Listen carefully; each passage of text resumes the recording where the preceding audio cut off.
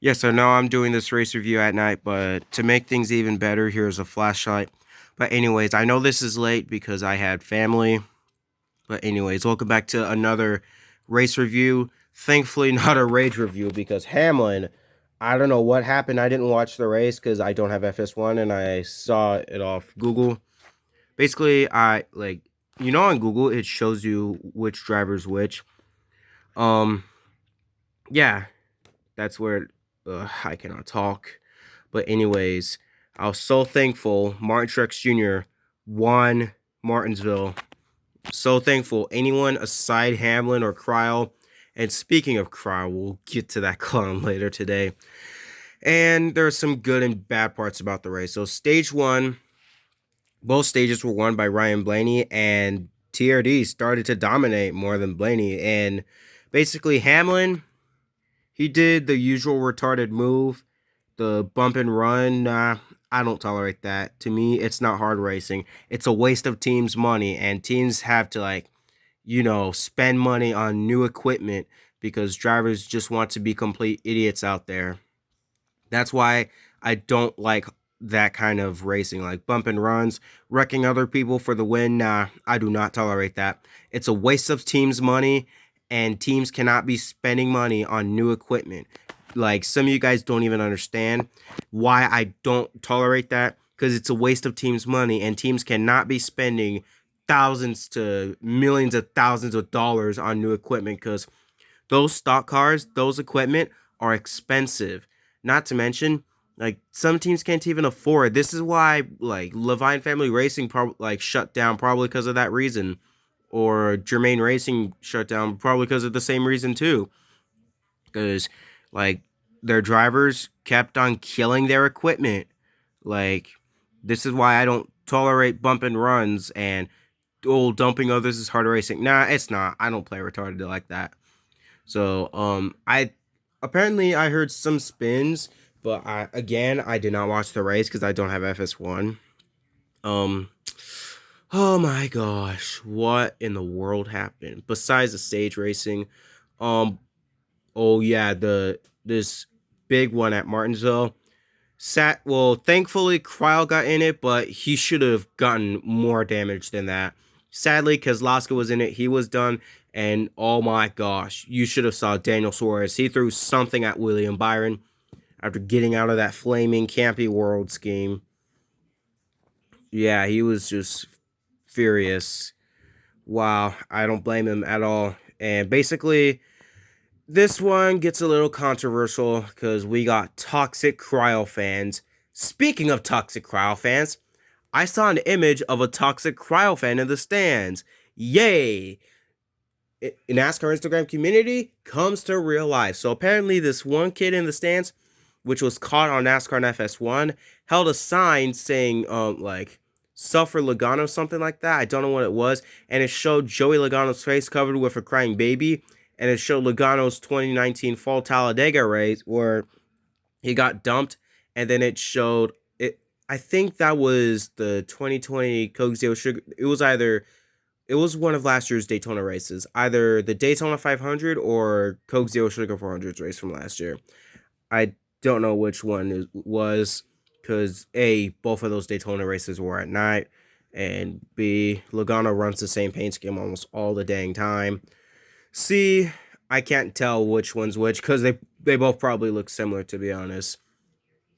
And to be honest with you, it probably was the Coke Zero Sugar 400 race. That time where Hamlin had to intentionally dump him.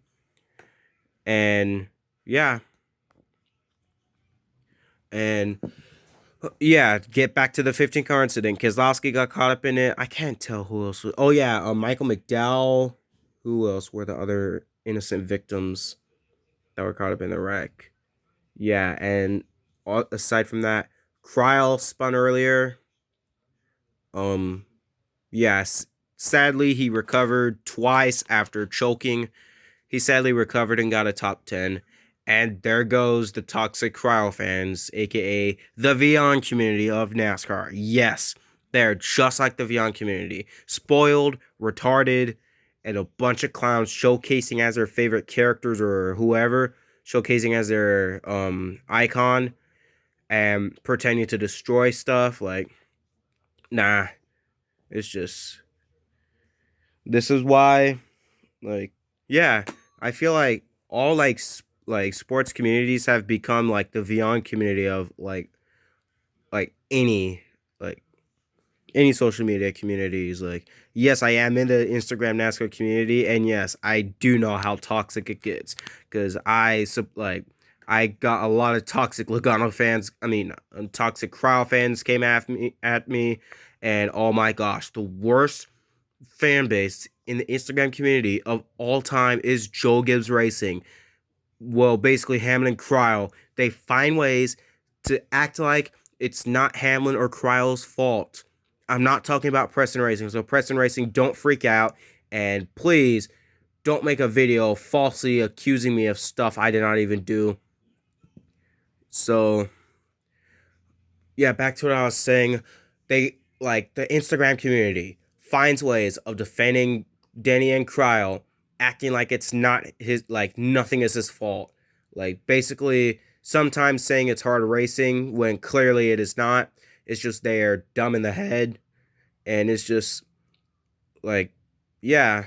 And the only good thing about the Instagram community is NASCAR got comments, NASCAR horny police, um dumb NASCAR fan police. I love that account, but sadly he rejected my request because there was a toxic Logano fan out there, and I mentioned him, and then he was like, I don't blame him. I'm like, yep, this proves how toxic social media communities can get, just like the Vion community, but a whole lot different. I'll make a video comparing the Vion community to the social media community, and I heard Twitter is worse. Twitter is worse than Instagram. You see a bunch of people arguing over who's the best and defending the suspects. Well, I shouldn't say suspects. Defending the defending the bad person. Basically, if Cryle intentionally dumped others, people are like, those toxic fans are gonna say it's hard racing. It's clearly not. Like me, it's just a waste of money. It's a waste of teams' money. And yeah. So what else to say in this race review? Basically Keselowski wrecked Eric Jones. Honestly, it was probably revenge after what happened. I don't know. Again, I don't know what happened. I don't know what happened that much. I only know about the 15 car wreck, crowd choking twice, stage wins, and Truex winning. That's all I know. And the weather delay. So yeah, really nothing much to talk about here because, again, I did not watch the race. And Richmond better be good. It probably won't be good despite, like, probably being incident-free the whole race. Oh, my gosh. Richmond, the package over there sucks. The racing over there sucks. Like, I know people are saying bring back the 2014 package. That package was really good. A lot of hard racing. And when I mean hard racing, not this, just, side by side racing and all that. That's what I mean by hard racing. That's what I think of hard racing, like like catching up to the front, passing him, holding off. That is the real definition of hard racing. And yeah, that's all I got to say. Nothing much to say. Richmond better be good. Last year it was kind of good. Boring race, but good winner though. Hopefully, Richmond is a good race because I honestly doubt it's going to be a good race. I'm really expecting like boring, single file, no passing. Yeah, that's what I actually kind of expect from the Richmond race. Unless Logano or Keselowski wins. And it would be exciting seeing Keselowski back in victory lane because last year he won the race. And please, no Toyotas. No, I don't want Hamlin winning Richmond. I don't want Cryle winning Richmond, obviously. 2018, the worst Richmond races. Don't get me started with that. Please. No one, like, if your name is Denny Hamlin, Kyle Busch, or Kyle Larson, do not win Richmond. Do not.